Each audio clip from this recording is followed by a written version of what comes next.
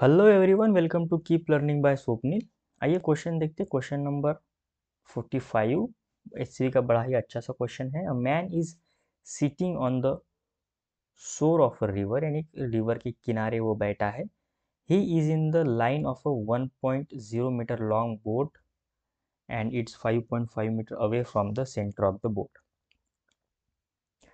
He wishes to throw an apple into a boat. If he can throw the apple only with the speed of 10 meter per second, find the minimum and maximum angle of the projection for a successful shot, assuming that the point of projection and the edge of the boat are in the same horizontal line.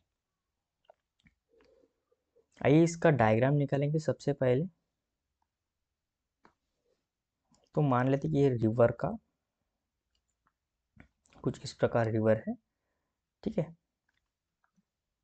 और इस direction में वो बह रही है।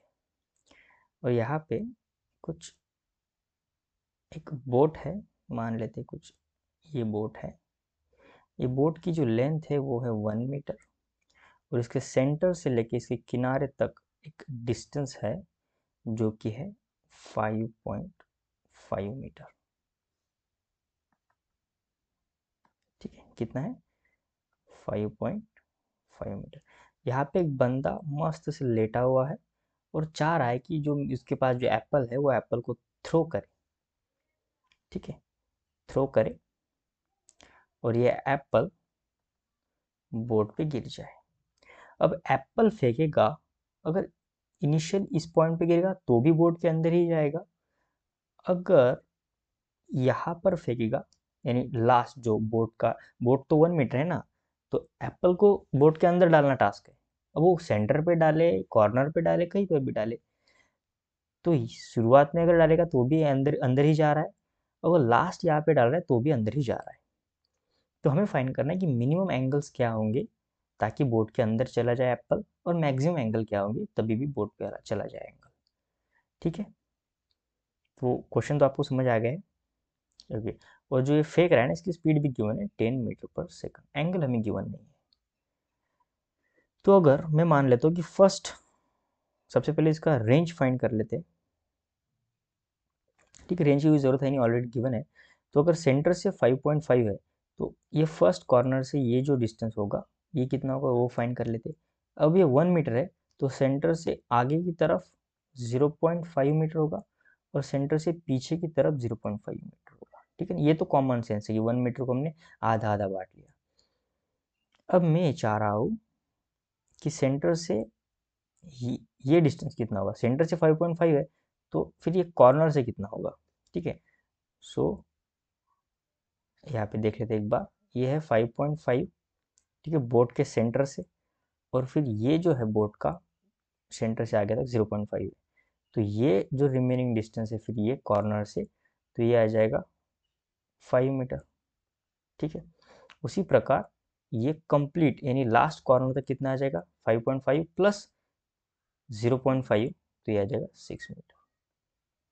ये first और ये सेकंड। तो आइए फर्स्ट केस सॉल्व करते हैं हम। सबसे पहले यहाँ पे हम रेंज का फार्मूला यूज करेंगे, u square sine 2 theta by जी।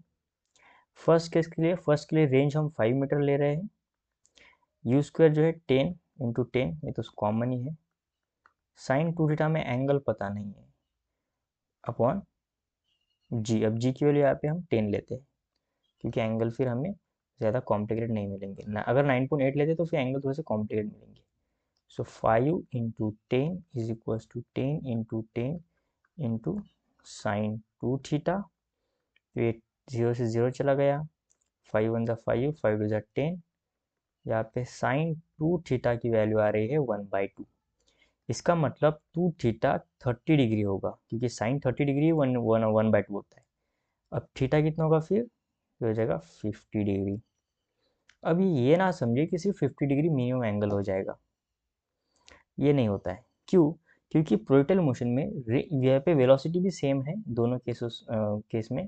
ठीक है, 10 मीटर, और रेंज अगर 5 मीटर ही मुझे लेना है फर्स्ट केस की तरह, if you is same and range also same, तो हमें पता है कि दोनों एंगल्स के अल्फा प्लस बीटा कितना होता है फिर 90 डिग्री। ठीक है, अल्फा प्लस बीटा 90 डिग्री तो कॉम्प्लीमेंट्री एंगल्स होते हैं। अगर मैं अल्फा एंगल से फेंकूँ तो भी उतनी ही रेंज पे जाएगा, और बीटा एंगल से फेंकूँ तो भी उतनी ही रेंज पे जाएगा।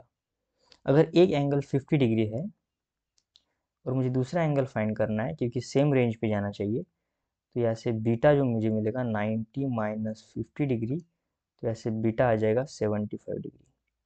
इसका मतलब ये है कि अगर मैं 50 डिग्री एंगल से फेंकूँ 10 मीटर पर सेकंड वेलोसिटी से, तो भी ये इस फर्स्ट कॉर्नर में एप्पल गिर जाएगा। और अगर 75 डिग्री पर भी फेंकूँ और स्पीड सेम रखूँ तो भी इतने ही वहाँ पर ही वो पहुँचेगा, फर्स्ट कॉर्नर पे ही एप्पल गिरेगा। ठीक है, सो मिनिमम 50 डिग्री और मैक्सिमम 75 डिग्री। ये तो हो गया फर्स्ट केस के लिए। सेकंड केस के लिए सेम ही मेथड यूज़ करेंगे, पर यहाँ पर हम रेंज जो है वो कितनी लेंगे, 6 मीटर, क्योंकि हमें अब लास्ट कॉर्नर पे मेन एप्पल को पहुँचाना है। तो 6 into 10 is equals to 10 into 10 into sine 2 theta. तो 0 से 0 गया, 2 3 ज़ा 6, 2 5 ज़ा 10, साइन 2 थीटा यहाँ पे आ जाएगा 3/5। अब 3/5 कब होता है, जब 2 थीटा 37 डिग्री होता है। कितना होता है, 37 डिग्री। इसका मतलब ये कितना आ जाएगा, 18.5 डिग्री।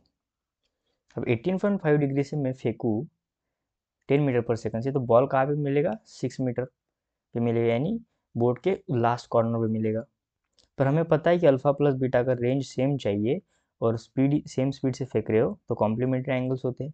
एक एंगल हमें पता है कितना, 18.5 डिग्री। दूसरे केस में भी दो एंगल्स मिलेंगे ना, तो यहाँ से बीटा मिलेगा 19 माइनस 18.5 डिग्री। सो यहाँ से बीटा आ जाएगा फिर 71.5 डिग्री। यानी 71.5 डिग्री से भी मैं फेंकूँ तो भी वो कहाँ जाएगा, 6 मीटर पर ही जाएगा। तो यहाँ पे हम क्या लिखेंगे, ये थोड़ा सी जगह बना लेते हैं, नीचे हमें फाइनल आंसर लिखना है।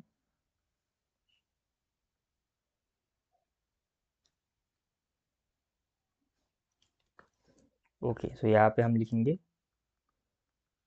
So for a successful shot theta में वैरी फ्रॉम मिनिमम कितना 50 या फिर 150 डिग्री, तो ये बोर्ड के बीच में जाएगा, और 71 डिग्री 71.5 डिग्री टू 75 डिग्री। सो ये होगा। सो आई होप आपको वीडियो सोल्यूशन बड़ा ही अच्छा लगा होगा। अगर वीडियो सोल्यूशन अच्छा लगा है तो चैनल को सब्सक्राइब कर दीजिए, वीडियो को लाइक कर दीजिए। मिलते हैं नेक्स्ट वीडियो सोल्यूशन में। कीप लर्निंग विद स्वप्निल के साथ।